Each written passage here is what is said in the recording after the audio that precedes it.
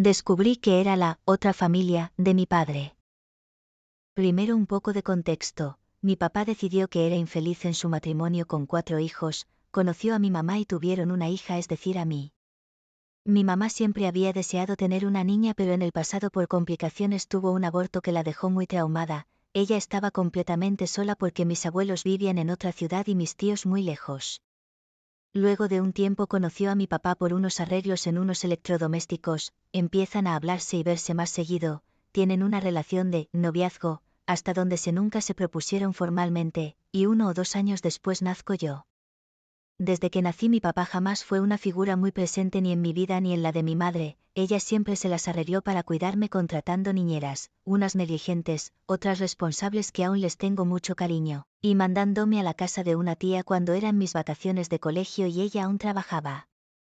Mi mamá hizo muchos esfuerzos y sacrificios para cuidarme y mi papá nunca dio un peso por mí sino hasta el final de mi secundaria, luego les explico por qué.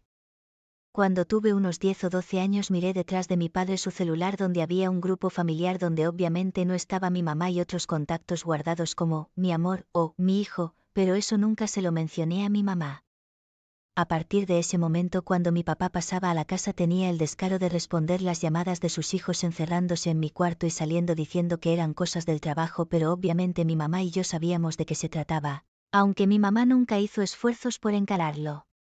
Un poco antes de pandemia ese recuerdo me volvió y me dio mucha intriga, por lo que decidí buscar pistas en el lugar en el que cualquier adulto sube su vida y tiene de user su nombre completo. Facebook, aunque me costó, encontré unas fotos y comentarios interesantes, pero no pasó de ahí.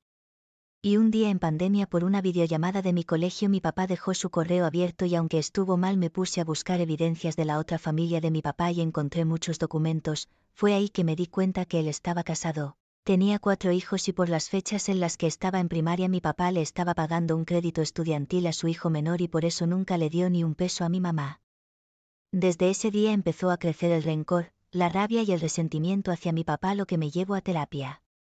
Cuando entré a terapia me di cuenta gracias a mi psicóloga que a pesar de ser algo muy complicado y hasta doloroso debía encarar a mi papá para saber la verdad y honestamente fue algo muy difícil para mí, pero al final un día el año antepasado se lo pregunté. O más bien él hizo una pregunta que me ayudó a encararlo.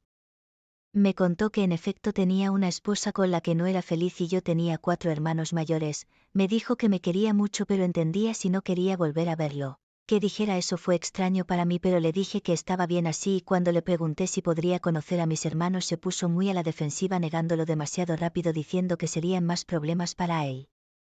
Unos meses después mi mamá tuvo el valor de decirle a mi padre que terminaran su relación, y si venía a la casa era solo para verme y nada más, lo cual claramente apoyé. En ese entonces yo seguía, y sigo, resentida con mi papá y él vino a hablar conmigo confesándome que a pesar de todo él seguía enamorado de mi mamá. Le pedí explicaciones de por qué a pesar de estar casado y tener una familia se le ocurrió meterse con mi mamá y más aún cuando ella estaba en un estado mental tan vulnerable, pero nunca supo darme una respuesta coherente.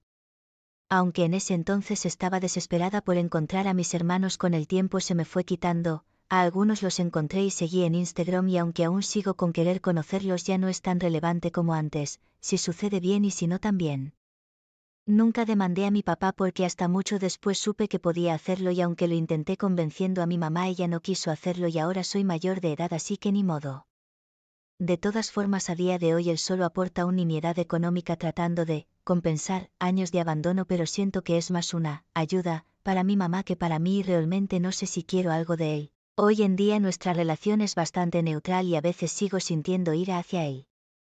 Omití cómo me sentía respecto a mi papá cuando estaba pequeña porque haría esta publicación aún más larga, pero gracias por leer XT.